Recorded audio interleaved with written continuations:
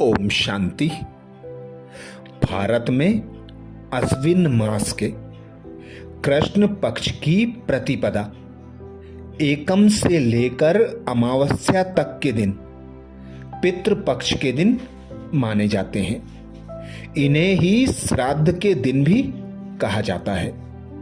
इन दिनों में लोग अपनी पूर्व की 3 पीढ़ियों को याद करते हुए उन्हें भोजन वस्त्र आदि दान करते हैं। चूंकि वे तो शरीर से अब यहां नहीं है, इसलिए उनके निमित्त ब्राह्मणों को यह दान दिया जाता है। श्राद्ध के इन 15 दिनों में घर में बने भोजन को महत्व दिया जाता है। ईर्ष्या, द्वेष, क्रोध करना मना होता है और प्याज, लहसुन, मांस या किसी भी प्रकार के नशे का प्रयोग भी वर्जित होता है। साल के ये 15 दिन जो परिवार की दिवंगत आत्माओं को समर्पित हैं। आइए श्राद्ध के महत्व को जानते हैं। श्राद्ध में अनेक संस्कार होते हैं। एक शब्द आता है तिलांजलि। तिलांजलि शब्द हिंदी में एक ऐसा शब्द है जिसका अर्थ किसी को छोड़ देना या त्याग देना होता है। जब किसी बुरी आदत को छोड़ देते हैं तब हम कहते हैं मैंने अमुक आदत को तिलांजलि दे दी। कई बार किसी अनचाहे स्थान, वस्तु या व्यक्ति के छूटने पर भी हम इस शब्द का प्रयोग करते हैं। तिलांजलि शब्द तिल प्लस अंजलि से बना है। तिल और अंजलि संधि होकर यह शब्द तिलांजलि बन गया। श्राद्धों में हम अपने पूर्वजों को तिल की अंजलि देते हैं और उनके प्रति मन में बांधे गए रिश्तों के मोह के सब बंधनों से मुक्त हो जाते हैं। इसलिए कालांतर में यह शब्द त्यागने, छोड़ने या मुक्त होने का प्रतीक बन गया। महाभारत में दिखाया गया है कि जब अभिमन्यु की मृत्यु हुई तब भगवान ने उनकी पत्नी उत्तरा से कहा कि पुत्री, आप अब अभिमन्यु को उन समस्त बंधनों से मुक्त कर दो जो रिश्ते के रूप में बांधे गए थे। तिल की अंजलि क्यों? अध्यात्म में आत्मा की उपमा यह कहकर की जाती है कि वह तिल समान अति छोटी व सूक्ष्म है। पूर्वजों का शरीर तो दाह संस्कार के बाद तुरंत राख में बदल जाता है और राख को हम जल में बहा देते हैं, तो फिर हम आह्वान किसका करते हैं? निश्चित ही पूर्वजों की आत्मा का। वह भी दूसरा जन्म ले चुकी होती है, परंतु हम अपने श्रद्धा भाव से उनके सूक्ष्म शरीर को आत्मा सहित भीतर की आंखों से देखते हैं और उनके समक्ष कृतज्ञता प्रकट करते हैं, उनसे दुआएं मांगते हैं। अतः तिल अंजलि अर्थात तिल समान अति सूक्ष्म आत्मा को स्नेह और आदर के भाव की अंजलि। काला तिल ही प्रयोग में क्यों लाते हैं? काले तिल का महत्व क्यों है? हम सभी जानते हैं कि यह सृष्टि रूपी नाटक 5000 वर्षों का है। इसमें प्रथम 2500 वर्षों में सतयुग त्रेता ब्रह्मा का दिन और बाद में 2500 वर्षों में द्वापर कलयुग ब्रह्मा की रात होती है। ब्रह्मा के दिन में जब आत्माएं उजली होती हैं तब श्राद्ध या तर्पण की आवश्यकता नहीं होती। परंतु जब ब्रह्मा की रात शुरू होती है तभी मोह ममता के बंधन शुरू होते हैं। तभी उन बंधनों को तोड़ने के लिए श्राद्ध तर्पण का प्रारंभ होता है और तभी आत्मा भी काली या विकृत होना शुरू होती है, अर्थात विकर्मों का लेप छेप लगना प्रारंभ होता है। अतः काली आत्मा के प्रतीक रूप में काले तिल का प्रयोग होता है। शुभ कार्य जो वर्जित होते हैं श्राद्ध में, उनके बारे में कुछ लोगों की मान्यता है कि श्राद्ध में शुभ कार्य नहीं करना चाहिए। इसका कारण क्या है? वास्तव में जिन्हें हम शुभ कार्य कहते हैं वे सब लौकिक कार्य हैं, जैसे शादी, मकान निर्माण आदि। परंतु श्राद्धों का समय बेहद पवित्र है। यह आध्यात्मिक साधना का समय है।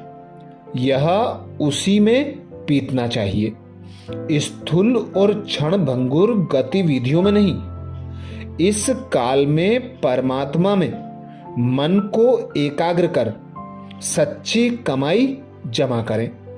लौकिक कार्यों के लिए तो सारा वर्ष बाकी पड़ा है। लौकिक शुभ कार्य यही रह जाएंगे, पर हमारी सच्ची साधना हमारे साथ जाएगी। भारत में पितृपक्ष में पूर्वजों का प्रतिनिधि के रूप में कौवे को खिलाने का रिवाज है।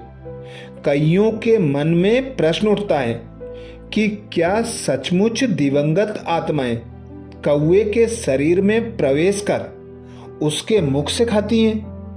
परम पिता परमात्मा शिव द्वारा दिए गए सत्य ज्ञान के अनुसार तो कोई भी मानव आत्मा किसी पशु पक्षी आदि के शरीर में प्रवेश नहीं कर सकती। मानव आत्मा अन्य योनि वाले शरीरों में फिट नहीं हो सकती। यदि उसका पर काया प्रवेश हो भी तो वो केवल मानव परकाया में हो सकता है, अन्यत्र नहीं।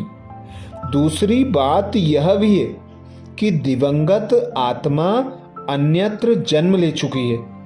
गीता में भगवान ने कहा है, हे अर्जुन, कोई समय ऐसा नहीं था जब मैं नहीं था, या तुम नहीं थे, या ये राजाएं नहीं थे। अर्थात भिन्न भिन्न नाम रूप से हम कहीं अन्यत्र अवश्य थे। इसलिए मृत्यु के लिए कहा जाता है ड्रेस और एड्रेस चेंज होना। हमारे वो पूर्वज भी ड्रेस बदलकर अन्यत्र अपनी भूमिका निभा रहे हैं। उस नए शरीर से निकलकर आत्मा हमारा भोजन खाने आए और वहां वाला शरीर इतनी देर निर्जीव हो जाए, यह तो संभव नहीं है। फिर कौवे को प्रतिनिधि क्यों बनाया गया? अनेक पक्षी ऐसे हैं जो मानवीय घरों, छतों, पेड़ों, खेती आदि में उड़ते फुदकते रहते हैं और उन्हीं स्थानों से पेट भरने की सामग्री पा जाते हैं। इनमें कबूतर, चिड़िया, मोर, कोयल, तोता, मोड़ी, गुलशन, गोरैया आदि मुख्य हैं। मानव उन्हें प्यार करता है, सम्मान देता है। उनके खाने के लिए बाजरा, गेहूं, चने आदि अनाज के दाने छतों पर, चबूतरों पर परोपकार अर्थ बिखेर देता है और मिट्टी के सकोने में पानी भरकर रखता है। परंतु इन्हीं पक्षियों में एक पक्षी कौवा, जो अन्य पक्षियों की तरह ही रहता है, तो मानव समाज के बीच में ही परंतु कभी सम्मान नहीं पाता, ना उसे कोई दाने डालता है। वह तो दिखते ही भगा दिया जाता है। ऐसे पक्षी को भी वर्ष में एक बार तो कुछ खाने को दिया जाए, सम्मान की निगाह से देखा जाए, उसका भी इंतजाम किया जाए। शायद इसीलिए उसे श्राद्ध के दिनों में भागीदार बना दिया गया है। हम कौवे को सम्मान दें, यह तो हमारी संस्कृति का एक सुंदर पहलू है, परंतु उसमें किसी पूर्वज की आत्मा का अवतरण या वास है, इस अंधश्रद्धा में ना रहें। मानव शरीर पाना भाग्य की बात है, तो दिवंगत आत्मा जिसे पुनः शरीर मिल चुका है, वह उसे छोड़ किसी पक्षी के शरीर में क्यों आएगी? उत्तम चोले को छोड़ चाहे थोड़ी देर के लिए ही क्यों ना हो, निम्न चोले को क्यों धारण करेगी? अतः अपने पूर्वज को ऐसी अवमानना ना करें, गलत को कभी भी ना ढोएं। हम अपने दिवंगत पूर्वजों का सम्मान इसलिए करते हैं कि वे हमें बहुत कुछ देकर गए हैं, हम उनके वारिस हैं। यह छत जिसके नीचे हम बैठे हैं और यह धन दौलत जिसका उपयोग हम कर रहे हैं, उन्हीं की देन है। कईयों को मकान धन वर्षे में भल ना मिला हो, लेकिन जिस शरीर रूपी कपड़े को धारण किया हुआ है, उसके पालन पोषण के पूर्वज ही आधार बने हैं। अतः वो माननीय है, पूजनीय है। परंतु यदि उनमें किसी को गुस्सा, कोई अपशब्द, शराब बीड़ी गुटखा आदि की लत या कोई गलत दुर्गुण था, किसी से दुश्मनी, मुकदमा, लालच, अहंकार या इसी प्रकार का कोई अन्य दुर्गुण था, तो उसे वर्षे की भांति श्रद्धा पूर्वक संभाल कर नहीं रखना है। यह श्रद्धा नहीं, अंधश्रद्धा हो जाती है। एक बार एक माताजी ने एक पिकनिक कार्यक्रम में फल खाने से यह कहकर मना कर दिया कि मुझे फल अच्छे नहीं लगते। उसकी इस बात पर मुझे बहुत आश्चर्य हुआ, तो उसके बाद अकेले में उसने बताया कि मेरी सास बहुओं को फल खाने नहीं देती थी, इसलिए जब मिले ही नहीं तो खाने की आदत छूट गई और अब उसमें स्वाद भी नहीं आता। सास के चले जाने के बाद भी उसकी एक गलत आदत को स्मृति में ढोए जाना, उसे फॉलो करते रहना, इसे क्या कहेंगे? अंधश्रद्धा ही कहेंगे ना। होना तो यह चाहिए था कि सास के अंतिम संस्कार के साथ ही उनकी इस बात की स्मृति का भी अंतिम संस्कार कर दिया जाता। उनकी अस्थियों के साथ उनकी इस आदत की स्मृति का भी जल में विसर्जन कर दिया जाता। 13वें के दिन इस बात का भी 13वां हो जाता और मन भी मुक्त हो जाता। अतः श्राद्ध का एक पहलू यह भी है कि किसी दिवंगत की अनचाही बातों, मूल्यहीन क्रियाकलापों, बुरी आदतों को हम चित्त पर रखकर या जीवन में अपनाकर उन्हें ढोते न रहें, बल्कि उन्हें तिलांजलि देकर आत्मा को उनसे मुक्त कर लें। श्राद्ध के साथ अनेक अंधश्रद्धाएं भी चली आ रही हैं। श्राद्धों में कालांतर में कुछ अंधश्रद्धा भी जुड़ गई थी। बताते हैं कि एक बार एक व्यक्ति की पत्नी का देहांत हो गया। अब घर में वह और उसका 8 वर्षीय पुत्र अकेले रह गए। उस व्यक्ति की एक अति प्रिय पालतू बिल्ली थी जो हमेशा उसके आसपास ही घूमती रहती थी। जब पितृपक्ष आया तो उस व्यक्ति पर ब्राह्मणों के लिए भोजन बनाने की जिम्मेवारी आ पड़ी, परंतु बिल्ली थी कि उसे चैन से कार्य नहीं करने दे रही थी। तब उस व्यक्ति ने ढक्कन वाली बड़ी टोकनी में बिल्ली को डाल दिया ताकि वह उछल कूद ना करे। और जब श्राद्ध के सब कर्म निपट गए तब बिल्ली को उसने बाहर निकाल दिया। बिल्ली को टोकनी में डालने का यह क्रम हर प्रतिपक्ष श्राद्ध में चलता रहा और उसका पुत्र इस कार्य को भी देखता रहा। कुछ सालों बाद पुत्र नौजवान हो गया और पिता वृद्ध हो गया। एक दिन उसने पुत्र को घर की सभी बातें समझाईं और श्राद्ध कर्म को भी श्रद्धा पूर्वक निभाने का वायदा पुत्र से ले लिया। इसके बाद शरीर छोड़ दिया। पिता के जाते ही बिल्ली भी घर से चली गई। जब श्राद्ध के दिन आए तो सभी कर्म विधि पूर्वक करते हुए पुत्र को याद आया कि पिताजी एक बिल्ली को भी टोकनी में बंद करके अवश्य रखते थे, तभी श्राद्ध कर्म संपन्न होते थे।